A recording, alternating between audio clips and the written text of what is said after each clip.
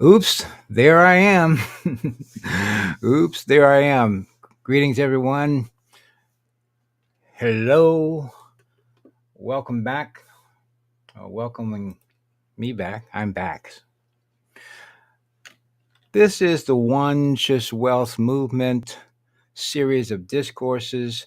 I am Adam Abraham, your chief discourser, so to speak, with some ideas and thoughts about the now, about the then, the there, and how to get there, or should I say, to get to the now of your heart's desires. We are a society, we are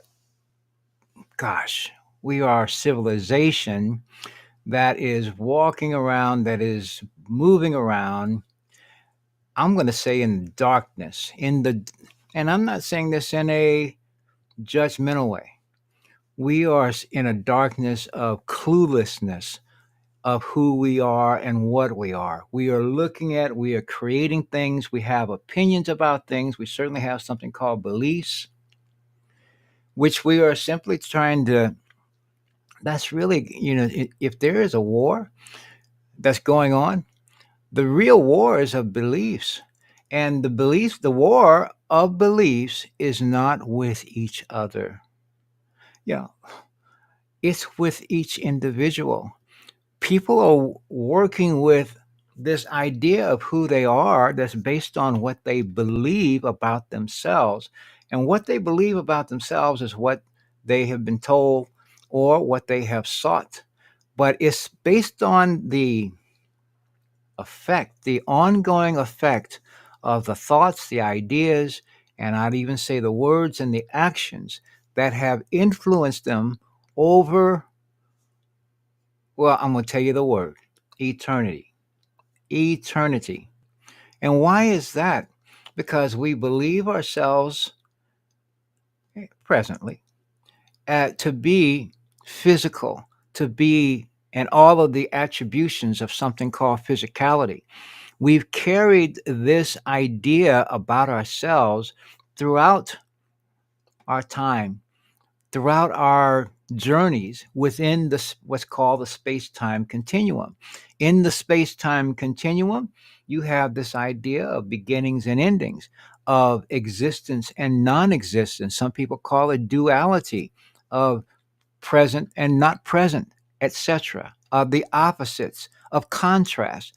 All of these things, and we have some, what should I say, some conclusions that have become evident that we've passed on, and they have influenced our beliefs and our thoughts and our actions and our interactions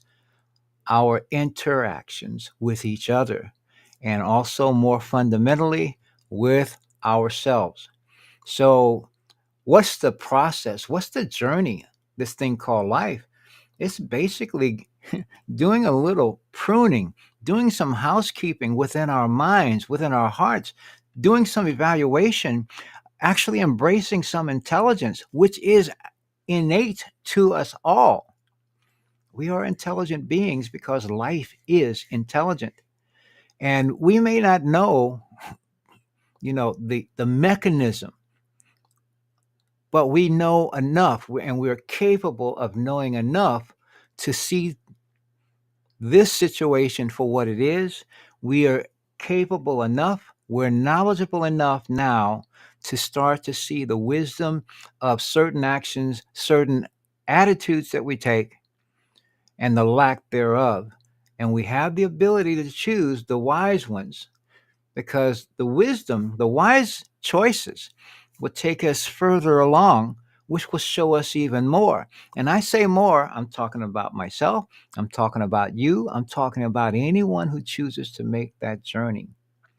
So, one of the purposes of this, these are just my open statements and observations because they're based on the idea that we are enough. And not only are we enough, the situation will change when we change. And I'm not talking about, I am talking about everyone individually. I'm not talking about the whole of situation. If I change, well, actually, it will impact everything. If you change, I'm saying changing for the better. If I begin and continue to improve the quality of my life experience, when I continue to improve and correct and or sharpen in a beneficial way my sense of what is and my ability to actually contribute to its greater sharpening in the sense of its greater benefit that it offers. I can make changes that benefit myself. And gee, when I see how this works, because I do the feedback loop of experience, I imagine it, I take actions on it, I put not just actions, I put positive effort behind it. I have a positive, harmonious, beneficial intention, and I work through that. You cannot have positive of effects with a negative, fearful, and agitated, antagonistic. Those terms, those approaches will only get you more of those that quality of experience. It's going to do, and it's going to be disruptive in some kind of way. It's going to create imbalance in some kind of way.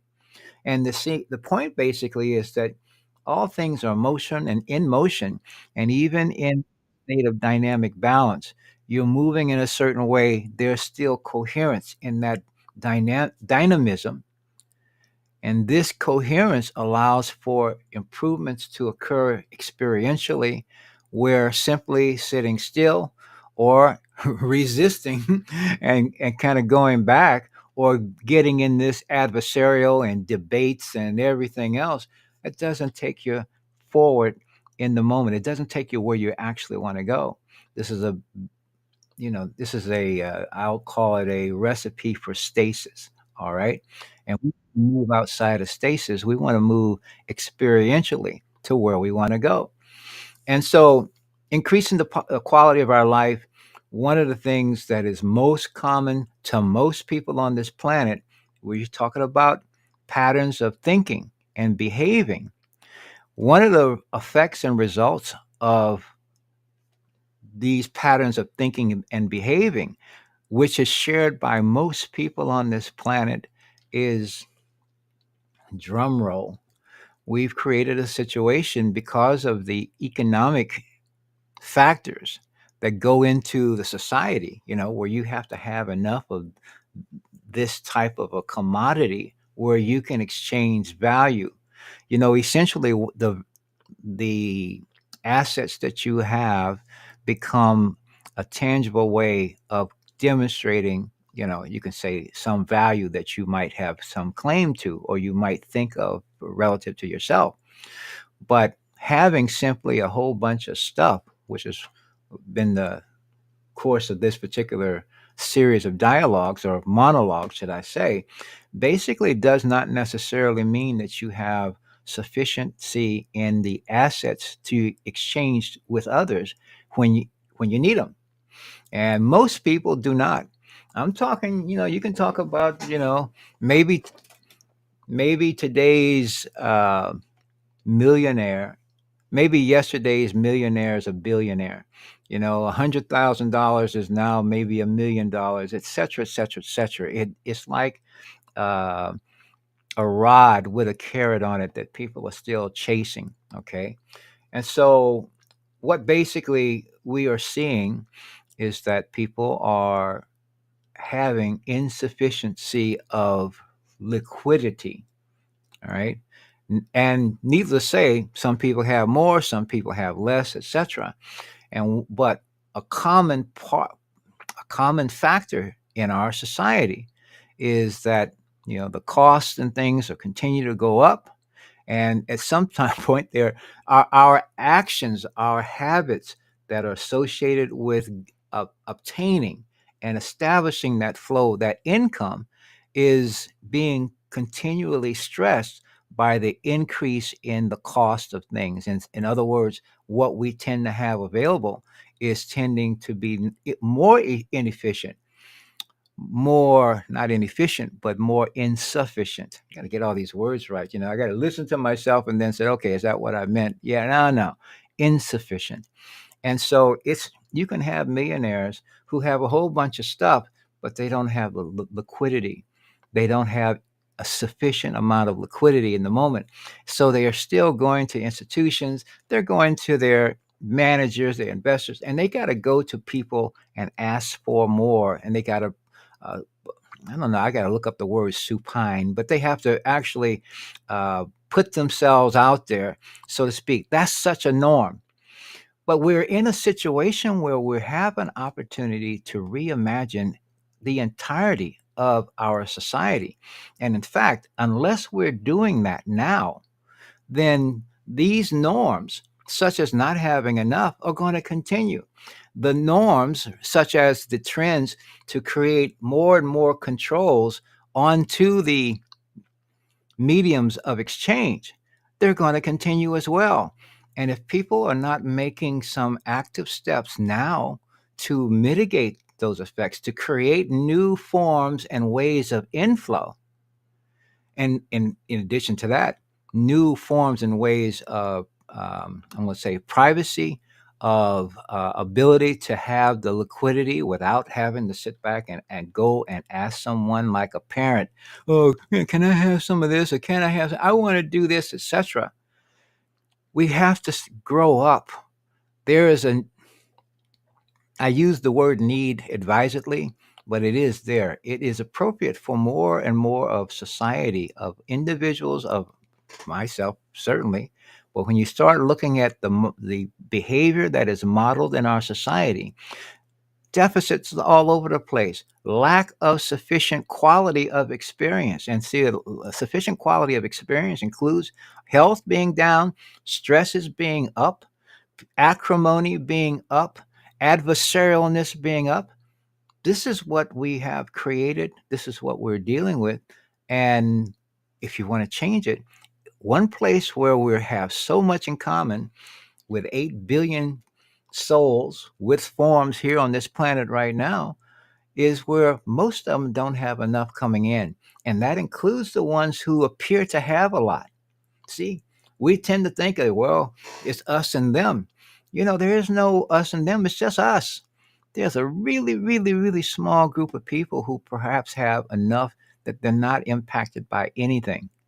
But there's a large group of people who don't have a sufficient inflow. It's an insufficient inflow.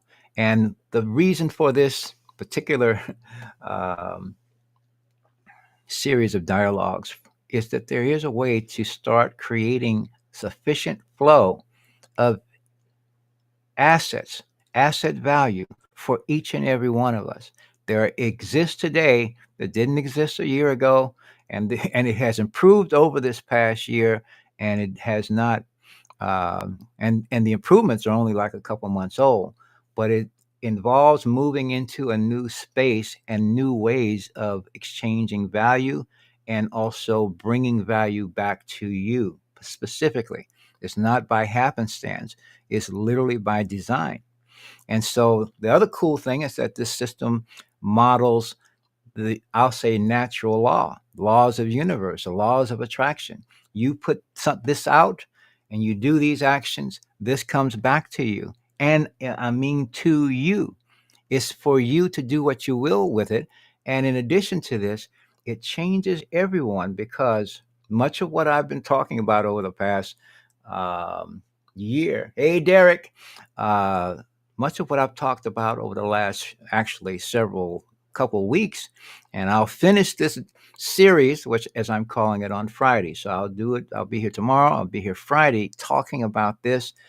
I'll always be talking about this in some kind of way. However, my position on this is that these are all acts of consciousness first. Consciousness is the issue, or it's the determinant. All right. We don't talk about determination. We don't talk about determinism. Okay. I'm talking about determinism in essentially quid pro quo, where we are establishing and determining a particular stance, if you will, a particular position within our universe itself, within our experience. We're the center of our own experience. You, the center of yours, I'm the center of mine. And we have the ability. The fact that there are 8 billion, I've said that before, but to say more about it is that 8 billion beings are having experiences for which no two are the same. We're thinking of ourselves, we're here at this space and time, etc. And a few people have a large, I want to say, mouthpieces and megaphones where they're sending ideas and thoughts are out.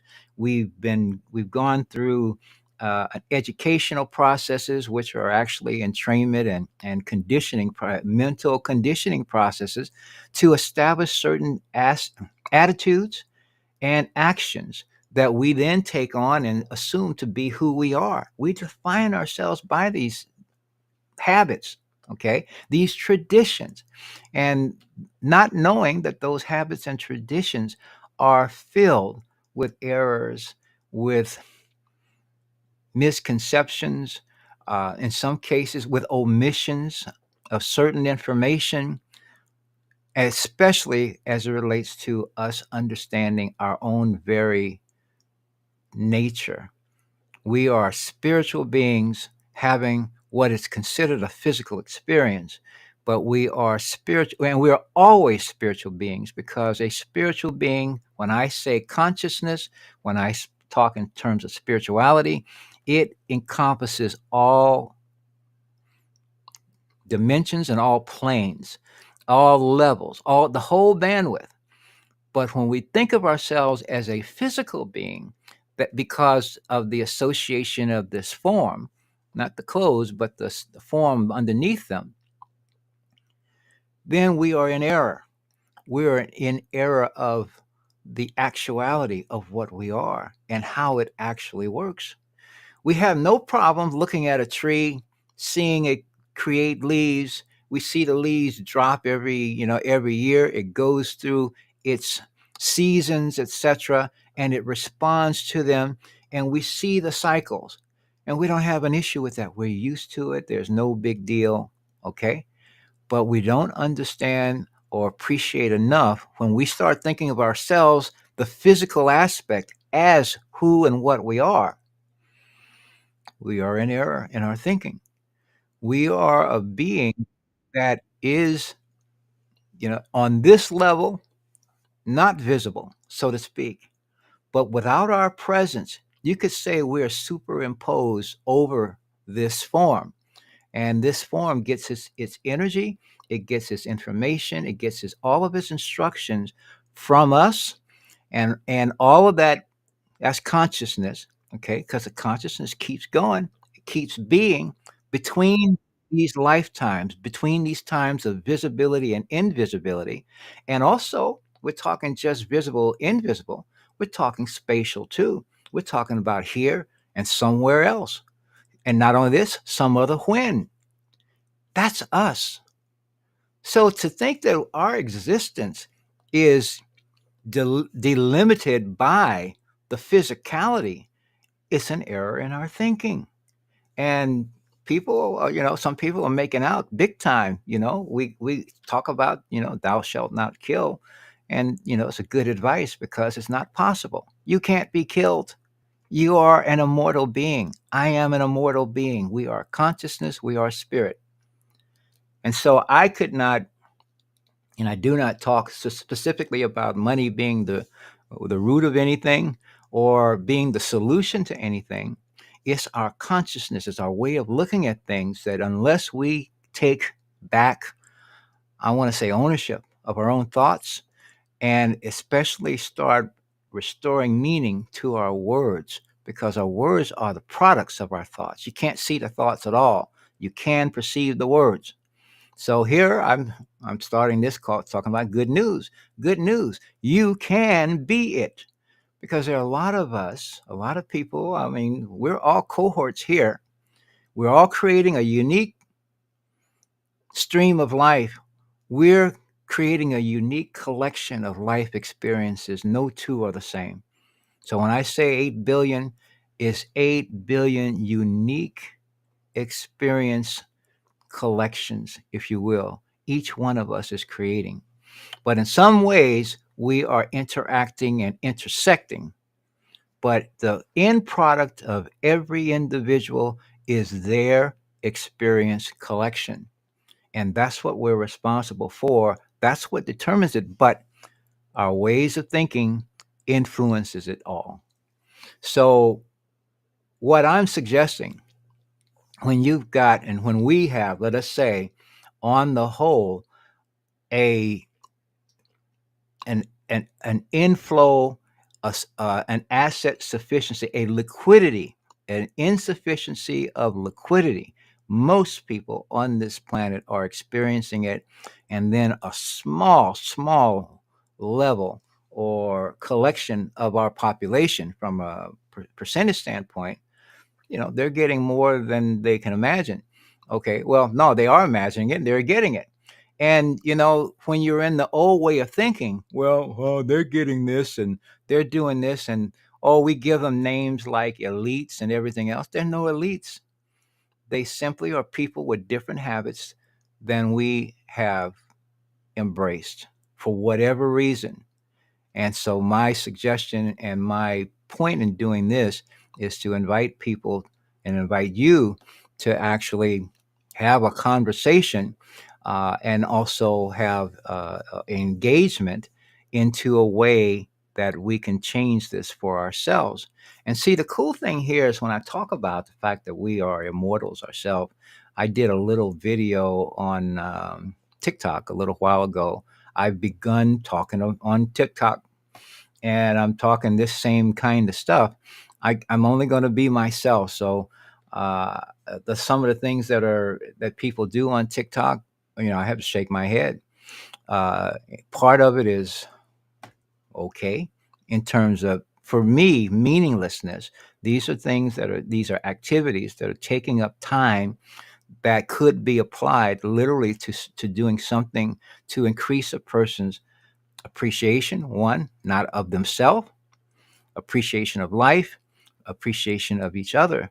And so we could take steps, and I'm doing it now. I'm talking on it, saying whatever I got to say.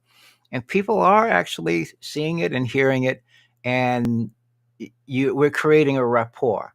And that's what we're doing here now. But ultimately, we're looking at the logic of the fact that we are eternal beings. We do not do something called death, so to speak. Death is I don't call it a process. You could call it an event, but essentially it's a milestone for sure, in the same way that birth is a milestone. That's the entry onto this particular planet, as not even planet, plane of existence. That's what we call birth is. But what we call death is simply the withdrawing, it's the exit. For birth to be, the being must exist prior to the conception. And so, for a being to exist prior to the conception, uh, they got to be someplace. They have to be somewhen already. And because the nature of energy is such that it cannot be destroyed, all that exists is energy. And so that includes you and me. There's nothing that is not energy. So essentially, we have change. The constant is change, not necessarily of existence itself, because energy simply is, and it is ordered and organized in a specific way for a given situation.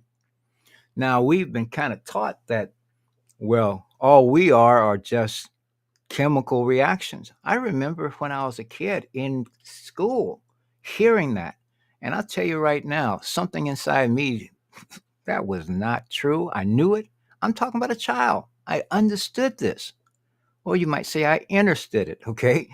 The point basically though is that as a kid, what you don't question the teacher. The teacher doesn't question the principal. The principal doesn't question the school system. The people who are choosing these books and mandating these stories.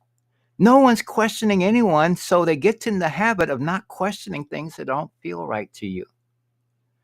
So this is part of the limitations that we create for ourselves when we create and set up false authorities.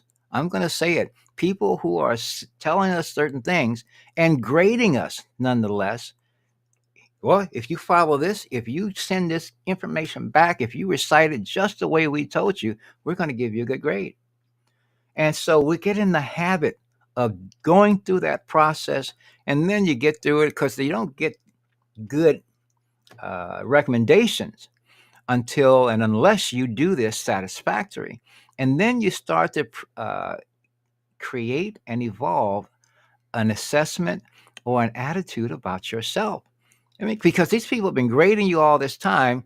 And if you set your own sense of what is aside, then you have to adopt. There's room for theirs. And most people are working under someone else's assumptions and interpretations of things and actually thinking that they are right, or at least when someone says, well, this is unknowable, etc., then they think that's unknowable. Never let anyone tell you that you can't know something that's important. Now, a lot of people know a lot about what's not important. That's another story. Okay. And when we make our mission in life simply making money, because why? We get feedback and we also get, respect, or what the appearance of respect. We get the appearance of this and that and the other. Okay. But is it real? Money itself isn't.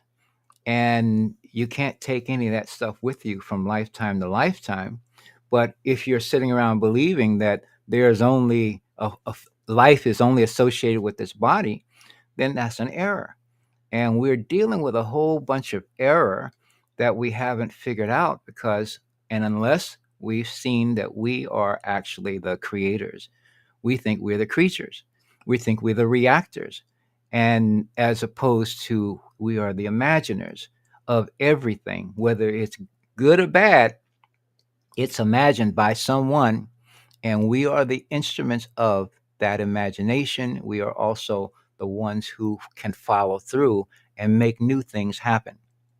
So, one of the things that are really useful at this point in our story, our collective story, would be and will be the time when humanity starts to wake up that we are, in fact, immortal beings. We are imaginers. We are equals in the eyes of nature, of creation, of creator, whatever. The creation responds to each of us according to what we put back into it. We put some ideas into it, it comes back in kind with the quality and nature of what we put out. And so when we're putting negativity out, because we've been literally conditioned to do that, we've been conditioned to assume the worst. We've been conditioned to assume that we cannot do certain things unless we have something called money. These are the psychology. And if we don't question the psychology, which is really the spirituality of our being, then we'll be in what I call a not so merry-go-round. We'll go in this loop, and the loop is timeless. It'll we'll do this on and on and on. You talk about the movie Groundhog Day. Excuse me. There's some basis to that because until you change your consciousness, you don't change the quality of your experience. We keep recreating that quality of experience. The scenes will change, the names will change, etc. But that recurring thing will occur. So it would be will be a cool thing. Things are changing, consciousness is changing. And so there are new ways, there are new tools to go about creating some value. Now, the first part of it is that we just assume I'm saying assume we can just declare, we can just start to realize one, our equality with everyone, because it's a spiritual foundation. We have a spiritual constitution. There are, I could call them laws of spirit, so to speak, that apply to everything that occurs. And again, I said this yesterday. I speak with no religious affiliation of any type. I have no animus toward any. It's immaterial to me, and it's not because I haven't been there.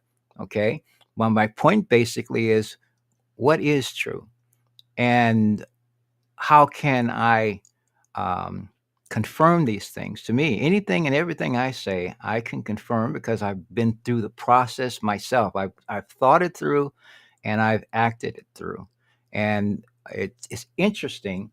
Yesterday, I showed a tool, I call it, that I created called a map of consciousness.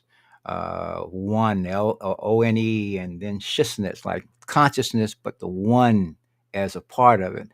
And I created this chart, and it's something that you look at, and you can start doing what I call self-assessment. We can do self-adjustment with this chart, and I will attempt while I'm talking here right now. Ah, gosh, there it is right there.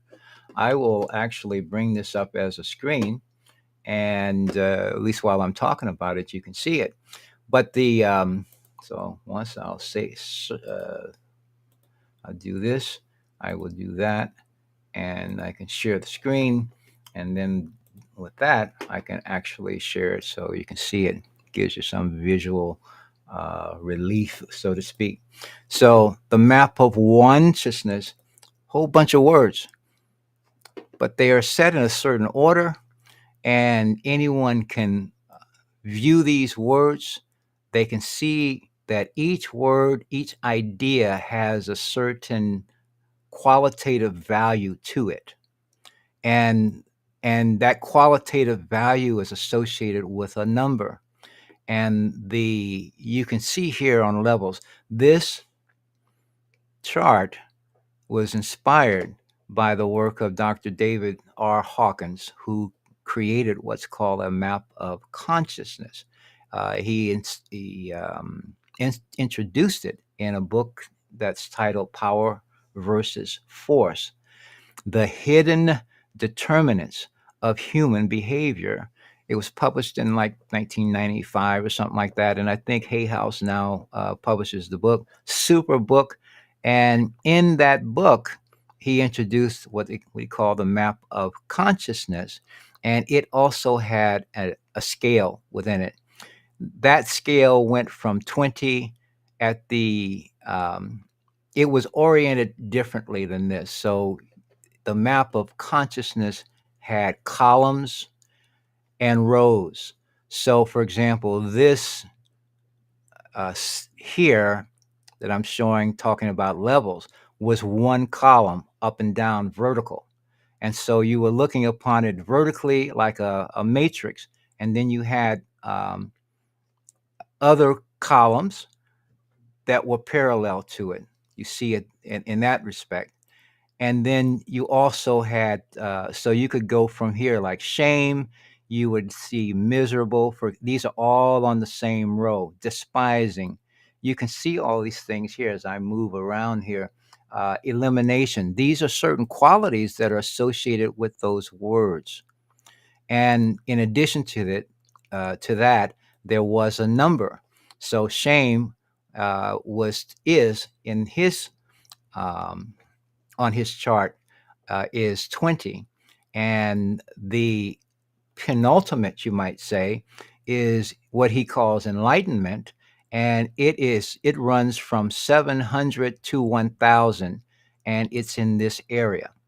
And this is the map of consciousness here, but on the map of consciousness, it's up at the top. So you have the words that are associated with enlightenment, which are all toward the center on the map of consciousness. Sometime last year, I began to see the map of consciousness in a totally different way, which is what you are seeing here now.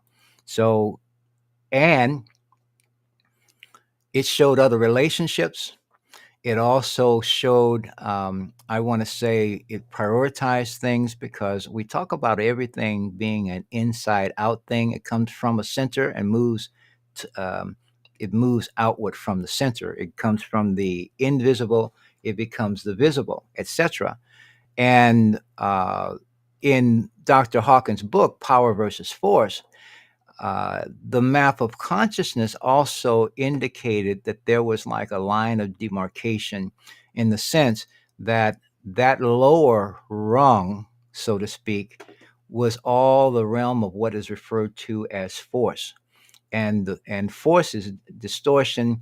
It's trying to make things happen from the outside in, and really not taking into consideration what's really happening within people. And so it's actually a weak uh, position. It's um, it's a degraded state, so to speak, and that's the state of force. So the more external that we are in, even attempting to influence people from these, I'll call them false flags, from conflicts and disturbances and things like that. All of that, look at here, is fear. It's right there in the center. And so, in the map of consciousness, the numbers that are associated on that scale, fear is 100, shame is 20, and again, enlightenment is the range of 700 to 1,000. But once you have what is enlightenment? Who knows what it is? Everyone's got an idea of enlightenment, and we're all acting that out too. What is it? He's an enlightened guy and stuff like that. And well, what does that mean? It basically means that if we're thinking someone else is enlightened or even enlightenable, it's that we are not. So again, we carry around this idea of notness as far as our ability to be or have or be conduits for something of value. The fact of the matter is, we are all have the capacity, because within the eyes of creation, creator, the universe, whatever you want to call the names, we're all equal. Always have been, always will be. And in fact, we are all one. We are equal because we're one thing. We have the nature of the source of life itself, and we are all expressions of life. Now, and we are in a situation of infinite possibility. If people talk about, well, God is all powerful, this, that, and the other, okay, I'll bite that. That means that all is possible. Everything, whether you like it or not, is all possible. So instead of being or setting myself up to judge what someone else is doing is right or wrong and stuff like that, I basically evaluate, is what I'm doing of benefit or not? First of all, to myself. And because I'm connected to everyone and everything, when I work things out that benefits me, it's going to help and benefit anyone else and everyone else. And yet I don't have to convince them to do anything. I'm doing this because I see benefit and value for myself. And I'm also doing it because I see as others, as I invite others to do the same, uh, there will be benefits for them as well. That's where you have win-win situations, and that's where you have growth, and that's how you change the current narratives. There are 8 billion of us, and we're letting you could say a few million out of that 8 billion, because let's say they have created a larger megaphone. The universe don't care. It is the quality of our energies. It's the quality of our own vision. So the map of consciousness actually goes from this number, zero point zero 0.02, to the center of 1. And ultimately, it's like an authenticity index. Am I being myself? Am I being one? Am I acknowledging my oneness with all, with you, with everyone? People, whether I like them, whether I agree with what they're doing or not, am I noticing and realizing my own oneness? Because as I'm doing that, a couple things start happening. I'm starting to respect. I'm starting to see how the whole and respect for the whole plays in everything. And I also, to the extent that I am acting like how I think someone else thinks I ought to be acting, I'm not being authentic myself. And the other part of it is I'm not respecting myself, especially when I'm doing things that even I don't. I know something inside tells me it's not beneficial, and I'm doing it anyway. And I'm setting aside my own conscience. All right. And we've got people in our society, conscience is not necessary for you to make a whole bunch of something called money. But unless you have conscience that is active, you're connected to, what you learn with an open heart and with an open mind, you take with you from lifetime to lifetime. And it's really kind of cool to start realizing that before you check out, as opposed to go through life worrying about this thing called death, or because you have amassed some amount. First of all, you think you're worrying about other people taking it from you. You're worried, or you're thinking you're better than someone, or you're thinking, well, or angry because they think they're better than you. We got all that crap going on, and this is what creates the friction, experiential friction, and this is what actually creates. Here's peace way over here in the center. There's love down here or over here, but love is the direction, and right here is the line of demarcation between the realm of force and the realm of power. And so all these are introduced and explained in Dr. Hawkins' book. This is likely going to become a book talking about the map of consciousness, or talking about consciousness itself. First of all, that word did not exist before early this year. I actually copyrighted the word after changing the scale on the luminosity, as I call it, or oneness index. And it just changed. The principles were the same, but this was overlaid where you could literally begin to see all these relationships, and also the relationship with I am. Because in our words, in our use of these of words, whatever you say I am to is. And when you suggest that someone else is, well, for you and in your relationships with that other, whomever they are, it is. We are setting these possibilities because we're thinking things are random. There are no mistakes. Everything is actually perfect, even as it is. Things work accordingly to how the creators of those experiences created them. Now, if we're going around thinking that we're not creators, then, well, we're in for some surprises. But you start seeing yourself as a creator of your experience, and you start taking some ownership, some stewardship of it, and you start applying courage. Courage is the first thing that actually allows us to begin to break our present patterns of thinking and behaving. Our present patterns of thinking, behaving, and let's back up, believing. You literally need to be willing to do some pruning on what we believe now. And it sounds really kind of campy to say, well, in the middle of the word believe is the word lie, Lie, but it is there. And the point basically is that belief is not a destination. it's a it may be a stopping point, it may be a plateau, it may be whatever, but ultimately your goal is to know, not believe. And that doesn't mean you know all that there is to know. You know enough, first of all, to make wise decisions in the here and now, to assess the value, assess the truth, assess the wisdom of a direction, or options, because we're all getting options. Someone's saying, "Judge not, and you won't be judged." Well, excuse me, we got what we got by people not judging. Okay, we are to make conscious choices, and so to have conscious and make conscious choices, you must actually be making them based on some evaluated point of view. So I'm presenting all of these types of things, and I see when I get into that flow,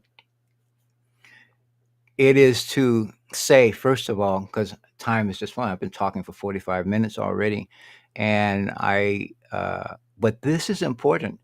We've been doing the things that we've been doing for, I'm going to say, generations. We've been doing it for eons. We've been seeing ourselves this way. If you really kind of look back, even people have deified Christ, for example, not Christ, but Jesus, the guy named Jesus.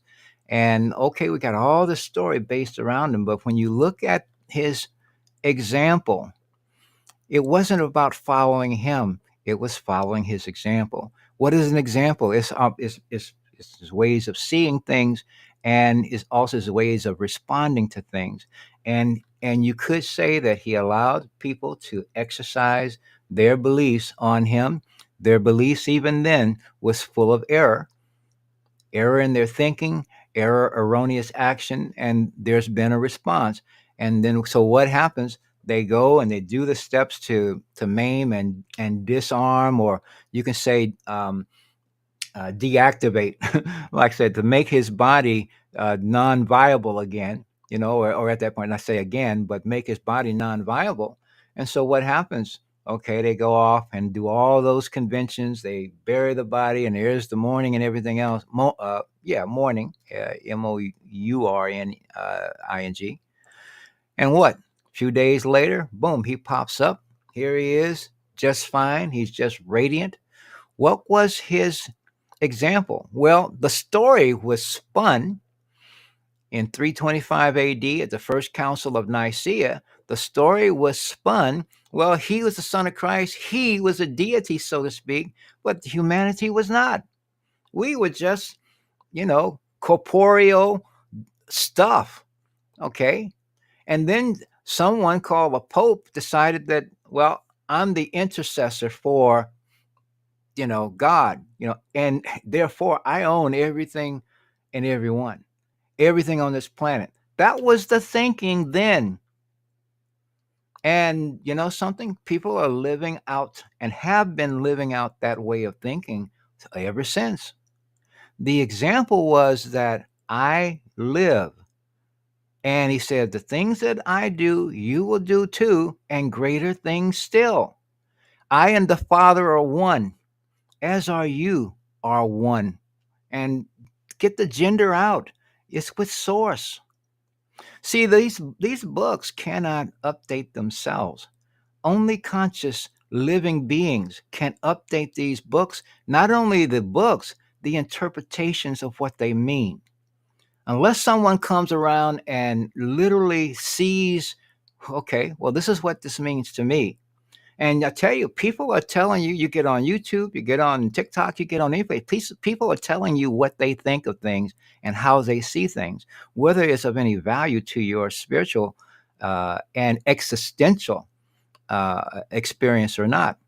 The things that I'm talking about here is to value and be of value to your existential, I'm going to say, experience here as well as beyond here. And the things that can be done along those lines can be done here as well as beyond here. So there, there's a whole bunch of information. There's a lot that supports all of this, and you start seeing how it answers other questions that presently we don't have sufficient answers for. I'll give you a couple examples. This coming next, they're talking about next year, we're talking 2024. The questions of UFOs is being morphed into UAP, so unidentified flying objects going to unidentified aerial phenomena. Okay, in the new terms, and they're still skirting the actuality of it. We're talking about dealing with life forms that are beyond where we are in consciousness. They're beyond where we are in awareness. Their technology is simply evidence that um, they have more understanding of the forces and and the nature of, uh, I'm not going to say creation, but certainly the forces that allow for movement, so to speak, through our various realities. Okay, they can get far distances in much shorter time than we are accustomed to. And so many people who have been simply seeking funds and defining things by money alone, they've been, I want to say, cloistering would be the term. They've been protective of this information. They've kept a lot of this from the public, for one thing, and I'd say intentionally. In fact, I know intentionally. And the point basically is that they're still, if you start looking at their motives, they are, and we're looking at the map of consciousness, they're in an area they're of entropy in their thinking. Even our science is um, focused in entropy, in destructiveness. These people are indifferent, actually, to the well-being of the whole. It's outside of courage. If you go around here, you talk about aggression, enslavement. This is all below that line of courage. Destruction, this abdication. These are the qualities of this. Here's scorn. You get all of these types of qualities of experience when, and that shows the authenticity.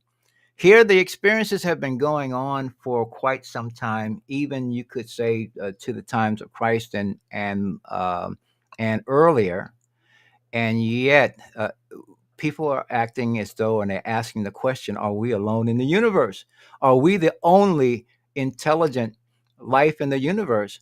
And start looking at the actual intelligence or wisdom of our choices, and the question is, show me intelligence. Then we will answer that. We deal with that question again. Are diseases something that are we have plenty of right now? So these are the things that we certainly are dealing with, this thing called fear. But why? It's because the information base that we're working on is incorrect. It's rife and full of error. So people think that an ego actually exists. But if we're dealing with something that is in error, I would suggest that even egos don't exist because they're not real. Eliminate your errors. And when you find it, I mean, and no judgment in terms of the errors, not good or bad. I'm just saying not right, not correct. If we think we have no power, that's an error in thinking. That's ego. And so ultimately, instead of fighting the ego, as people tend to talk about doing, well, I've got to get rid of the ego. Excuse me. We got to realize that the ego itself is an error in conception and it doesn't exist.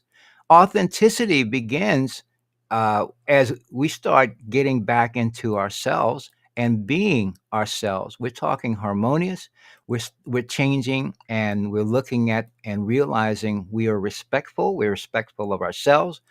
We are actually, and I'll say this. I mentioned this yesterday. We talk about a golden rule. That's one thing that's in the Bible. They talk about do unto others as you'd have others do unto you. Well, a couple of weeks ago, another dictum occurred to me that I've really had and heard no one say, and that is simply this. I give you the name of it that I've given a name for it since then, which I call the platinum rule. The platinum rule is this: treat yourself the way you want others to treat you. So doing unto others as you'd have them do unto you is one thing, one activity unto itself. Treating yourself the way you want others to treat you is a separate additional thing to do, to be mindfully doing, because it actually sets the tone and the standards for behavior and for interactions with yourself. And that begins to also inform how what you accept from others. I don't accept crap from others because I don't give crap to others. And we don't really appreciate how powerful that is as a protection. Right now, people are, trying to find or buy the, whatever weapons and stuff like that, and everything is a weapon when you associate a fearful thought to it. But ultimately, you start realizing what I put out will come back to me without mistake, without error. And therefore, I'm not putting harm out. I wish no harm to myself, but I don't wish anyone else any harm. They are my equals. We are kindred. Why would I harm someone who is me? So these are inner dialogues, and this is where interchange occurs. And when you realize that those changes will affect your experience, then you will know. You will know for yourself that by my taking this particular position, gee, you'll start to notice how things that were not working to your liking begin to work to your liking. You start realizing, gosh, it was me all along. And I'm saying this not so much as to point fingers. We've been taught, we've been impressed with such behavior, we've been impressed to assume such attitudes, and we've been graded by this stuff. You know, people have been passing their pain on and their misconceptions toward and with each other since Hector was a pup. Ultimately, with all due respect to Hector or the pup, and so, but the point basically is that the change is an inward and inner transformation. And it's really an inner opening as to who and what we actually are. It allows us to, I want to say, withdraw from the acting and simply become accustomed to the being, to being who you are at all times and frustrated, not to embrace a better way and the knowledge of a better way and them, those things. They haven't, and therefore they've not experienced the benefits of being is to actually invite you to join. We can create a flow of income for working in this milieu that we're still in. You know, I'm checking out of here, as are you. We all immortality. Then the idea that the population grows. The population of the U.S. Goes up by about 4 million people every year. Now, on top of it, in the sense that a year from today, 2024, there'll be 4 million people, be about 3 million people on the whole. Oh, and I never said that. I wrote a title, I Am My Best. There are people, okay? We're the ones who are not here. Existence begins at conception. People, beings. The thing that is actually, this is how we are creating change because we are letting go of ideas that we realize don't serve us, and we're embracing not only ideas that do, and I say this not only for ourselves, but we're realizing that we are a one, so to speak. And so that which serves the whole. And so we have the ability, and we actually are using those abilities to change the social landscape actually in ways that people who are simply using force or coercion or I'm going to say mm, deception, they don't realize that they're in a weaker position even than they know. They're doing something that is actually, I want to say, ignoring or not cognizant of the sovereignty of each one of us. And then you could say we're all not cognizant, more aware one of ourselves, point, become more and more part of anxiety associated with it because quiet or think of ourselves as physical behind these crafts, for example. They are intelligent beings, and and they are living. They are life, just like you, just like me. And see, there are other beings that are also living, that are also life, that are not even being discussed. I went to a conference a few weeks ago, last month now. It was almost about a month ago now. It was called the Sasquatch Conference. It was in Ocean Shores, Washington, which is not too far from where I live or where I am at this point in time. And And so I had a chance to talk to the people, and I also had a chance to listen to the narratives associated with Sasquatch and Bigfoot, so to speak. Now, to them, oh, we need to get, we're out there looking for them. Some people are having some amazing interactions with these Sasquatch. Oh, it's just amazing.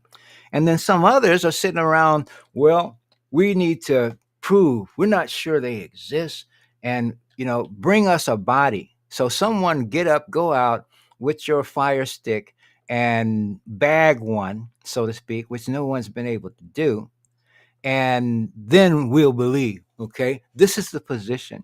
This is a silly way of looking at things, but and here we go talking about. I'm looking at that map of consciousness, and I'm seeing right off demanding. This is what again, demanding is outside of courage. They want someone else to go out and put themselves in harm's way and try to disable and maim a body of a Sasquatch and then bring it back, and then they'll believe. Excuse me. This is the same mindset as being done with the UAPs and stuff like that. They're the military folks. This is their history. They've been doing this for many, many years. Okay, I'm talking decades, where they're in a shoot first and ask questions later frame of mind and behavior. It's not just the mindset, but the mindset is what informs the behavior itself. So we're seeing, talk about the hidden determinants of human behavior. This is how this stuff works. If you want to transcend these things, you change your state of consciousness, your normal and customary state of consciousness. And the point here is that while they're having congressional hearings on the UAP situation, no one's talking about the Sasquatch. No one's talking about Bigfoot. We want to stay in our lanes, and we all thinking this separation thing, but we are life, they are life. The UAP creators and operators, there's intelligence that is behind all of that. And I'm going to even throw some more in here before I go. I'm this close, okay? There are other life forms. We talk about extraterrestrials. You could say that there are subterrestrials living here on this planet. There's also intraterrestrials. There are others that live, we're talking humans and human like, or humanoid, I guess you might say. They're intelligent who live inside the planet on other dimensions. Because our science says, well, this is just a molten core in the middle. It can't exist. Okay, yes, it can when you understand your multidimensionality as well as mine. No one's having these conversations. And if you haven't done the work yourself to find this stuff out, the people that are feeding you information are not going to share it with you. And many of them don't know it themselves. So we have a reason. There's a reason to change things, but it's not going to change itself. You change your world, you change your associations and associated actions, etc. And in a way of speaking, find value in life, find value in yourself because it is there. Even when you don't see it, you act as though. I'll tell you this, my grandmother, I'll tell stories about her at one point in time, but at some point, but I guess it starts here. Uh, I was one loved little boy. My mother and my grandmother were my primary guardians. My father was also a very positive impact in my life, but he wasn't there. I was raised by, you could say I was a broken home kind of a thing. But according to sociologists, according to what's important, boy, no, I had what I needed. I was a loved little spirit. And so, but uh, I was inclined to simply take certain things, I'll say, for granted. I was I was cared for. I was loved. Uh, I was provided for. Both my mother and grandmother worked jobs. They went out. I would stay home. I was a latchkey kid. Again, those sociologists would say, "Okay, well, this is where life is going. This is what your potentials are. Again, these are stories that are being told and weaved. And so, in this case, and what triggered this particular point was basically that I, gosh, now, well, what was my point? I have to acknowledge that the point, yeah, okay, I had to come back to it. Mother, my grandmother, and I was a love kid. And so the demographer would say this one thing about us. So we're broken home, inner city, and all that stuff. I didn't think of my house or my household, my family structure as broken. It had the things that I needed, but I'm getting back now to why I started this in the first place. I had these things and I kind of took them for granted. I didn't have anything else to compare it to. I was happy and I knew they were very protective of me. But I also had this habit of, well, they do things for me and I didn't say thank you. And I just accept, well, of course. Of course this is because that's just the way that's what I did. And at one point in time, my grandmother finally noticed this habit or lack thereof, and she started telling me, uh, you know, say thank you. All right. And my grandmother didn't have to tell me, a lot of times on the circumstances like that. If she said do something, it was to be done. And so I started saying thank you. And my point with all of what we're saying here right now, and I have said, is that over time, in the beginning, I, I just said it because I was told to do so. Eventually, as I kept doing it, because I did respect my grandmother, I knew she loved me, and even my love for her, I did it because she told me I should. And and she wasn't really asking me, but you know what I'm saying. The point basically is that as time went on, I started to feel gratitude. I started to feel when I said thank you to someone, it's literally because I meant it. In the beginning, it was because she said to do it, but ultimately it became, oh, wow, I felt something from my heart. If we're not telling people this, if we're not telling our kids this, if we're not showing this, and we're not demonstrating, it's not something to tell someone and not do ourselves. These are things to do. And again, you people will tell you or entice you with all kind of ways to make money that involve none of this stuff. I'm telling you stuff, and I want to invite you to make something that would be the equivalent of money now, and it's a different way of doing it. But that's not what's most important. This other stuff that I'm taking an hour to talk about is important, whether you do this other thing or not. So, with all of that said, I've said probably no, I've said enough for now. Okay. And I will be back tomorrow around this time, generally around 2 o'clock Pacific to 5, and I'll talk until I'm done. And maybe it's shorter, maybe it's long. It'll be what it'll be. I'm not here to preach per se. If you have questions, I welcome them. I welcome interaction. And I'll tell you this, I was not maybe I didn't care to interact much. I want to interact now because the answers to the questions are amazing and they're beautiful. And the experience that we can create because this system, this approach is not based on how much money you have.